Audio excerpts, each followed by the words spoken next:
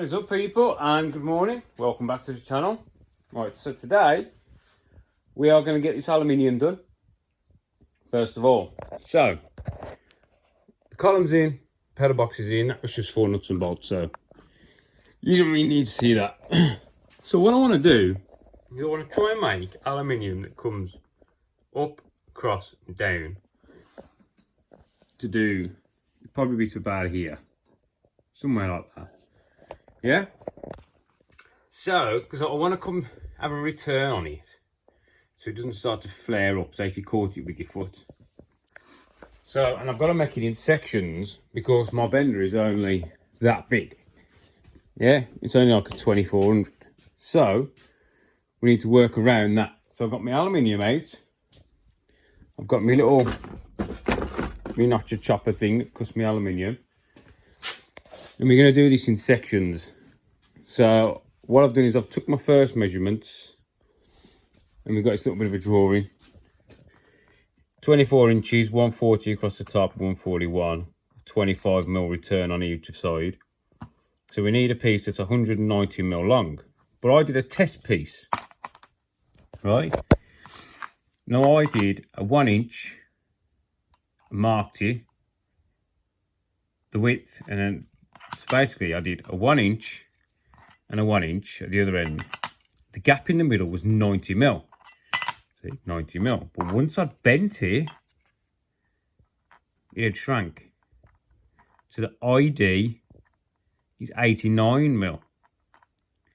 The OD is 90mm. So I know this aluminium, this aluminium's a bit thicker. I know now that I need to add a millimetre to the inside length to account for that millimetre that shrunk. But that's with that aluminium, not this aluminium. This is slightly thicker. So we need to take that into account. Right? So what I'm going to do, I'm just going to draw it out, chop it out, bendy bend, chuck it in, and hopefully it will fit. Hopefully. So what I've got here, I've got this, and it's set to 191. Allowing that 1mm. And we need to be at 24 inches long, which is the max on my bender. So we'll go about there, 24 inches. So this is just giving us our start point, you get me? So 24 inches is about there. So what we can do now is I'm going to score that there. Yeah, and then make that a touch. Oops, missed.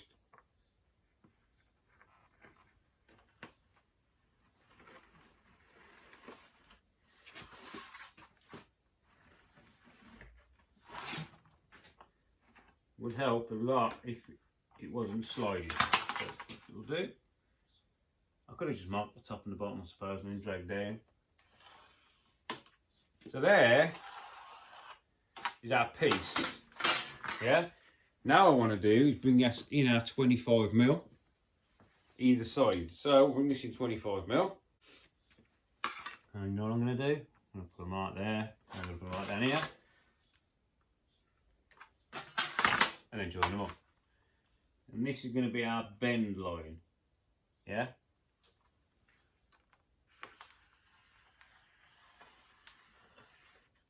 I've got plenty of this aluminium, so we're not going to run out doing what we're doing. In. And in.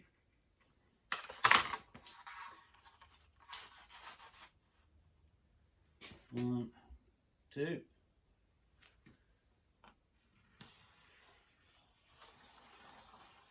So there is our piece. And then what we need to do is we've got to have cutouts on the one side for the gear selector. Now how are we going to position those? Right, so what I've done there is from this point I've measured back. See them? That's one gear tower. and that's the other gear tower. So what I did was measured from the front where the weld is to there, then measured the depth or the width, then the gap, then the width. These will have to be shorter a little bit. It's got this plate, so we're going to have to come up, up, up, and then shallower.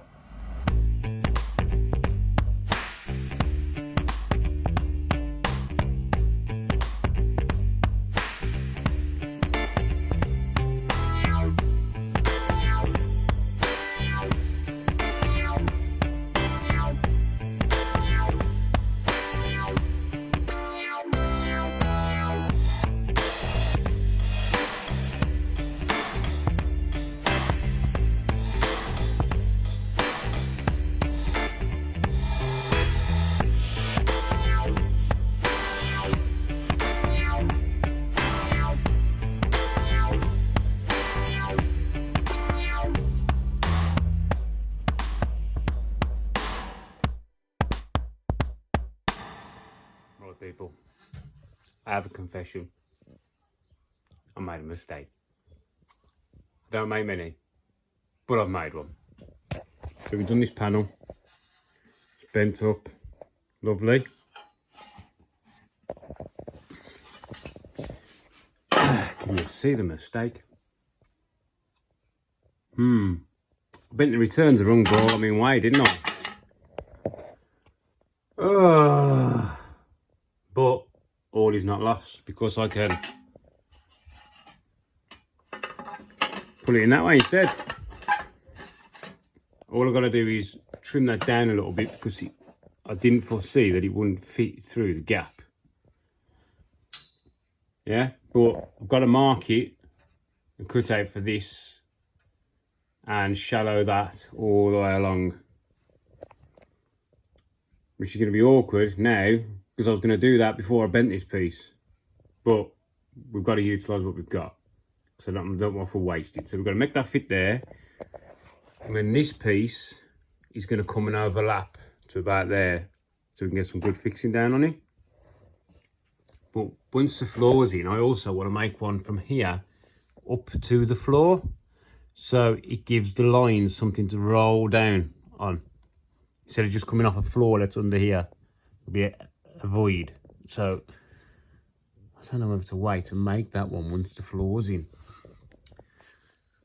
but because I could make all this then in one. So let's have a look. How long would it be? Oh look, it'd be loads long enough, wouldn't it? So I can get it in the bender. No, I might make that one as a separate piece. Right, so we've got to make this work in there, because I'm an idiot. And then we're going to make a piece for there, which will be really, really simple, won't it? Right. Best way of doing this, I need to make that to go through that hole. And then we need to measure from the top of here to the just above this weld, and we've got to cut the side down to match. So it's got to come up all the way back. Right then, let's have a look. Right then, people, there we go. Nice easy job. The one up there and this little one here was just easy, just bend either side, chuck them in. All riveted in, nice and solid. See? Now we need to make a little thing for this. So what I've got, oh, bloody knee, I just whacked my knee off there. Oh my days. So we've got here is a little bit of steel. And what I'm going to do is just simple. Pop an hole, and then this is going to be riveted in, and then it will just get drilled through the T-piece. Bish bash bosh. So I know on this I've got 15mm either side to play with before it drops off the box. So 15mm, I'm just going to half it, drop a hole in. Easy. You get me? Easy. See you in a minute. So there we go, look. That's on. It's threaded for the M6 with a little bit of Loctite on it to hold it in. And the brake lines are fixed all the way down. They're the first things that have gone on. So also on there we need the return line, the feed line, and two iron 16 lines, and just to make it clear, that is one iron 16 line. Yeah, so we've got to get 2 of those side by side. Yeah, and then 2 fuel lines down the middle there. It's going to be tight, but if it works out the way I want it to, it's going to look pretty stoosh. But we can't do any of these lines yet until most of the car's back together. Because once the radiators come, then I need to work out, the floor's got to be back in by then. I've got to work out where the line's going to come through the floor to go down. I need a pretty much straight shot for everything. And then they're going to go off into a junction box where the water pump is, feed the engine. And the fuel line's the same, but the fuel lines have got to go to one to the Genvies, one to the fuel pressure reg. I need to work out, I've got the dimensions, I need to put some plates on here for said dry sump tank. Now I've got the dimensions and the measurements. I think this one I'm going to hang underneath. So from the flush, there's going to be a plate welded on, and the next one goes on this bar, taking into account the difference in tube diameter. So I think what I need to do, we need to come up with something to go on here, don't we? I'm thinking, oh, bloody knee. We need to have a look through our little scrappy pile, I think. Or at least not.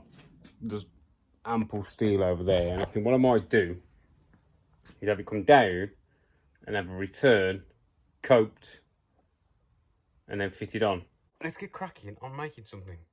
Right. So what I found in my scrap is some of these. These are off the radius arms mounts I'm making. They're quite thick.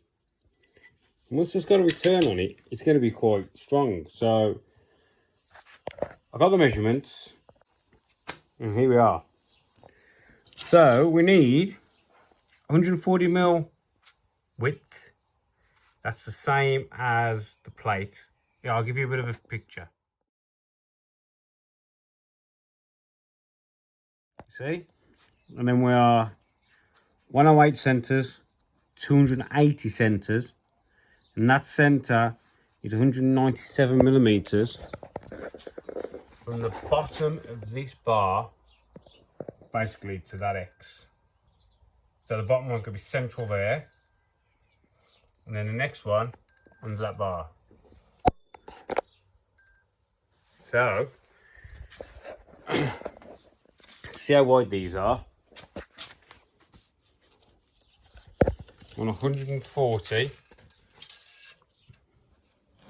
these are just shy of 210.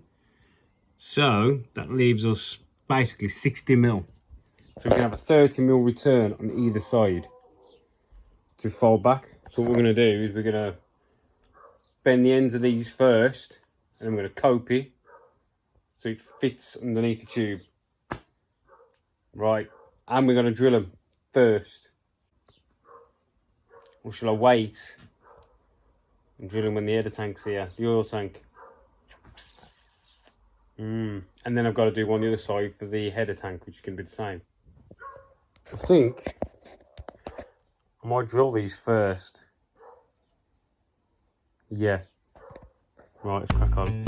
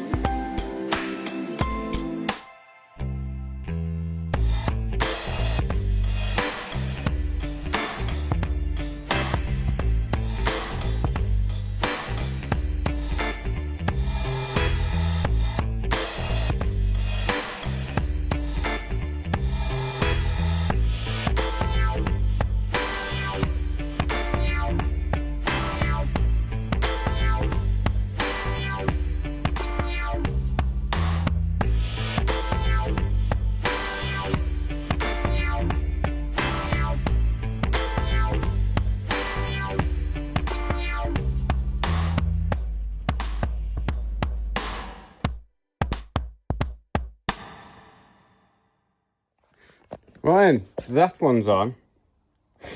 So what I'm going to do is I'm going to wait to get the tank back before I put the bottom one on. Just so I can make sure everything stays in line. But that one's level and true. So the next one should be right, but we're going to wait anyway. Right then, I'll leave that one there. And yeah, the next one, I think we might have to start on this front subframe. Get these bottom ball joint droppers on and just see how the suspension works at a higher level. Right then, thanks for watching people, and I will see you in the next one.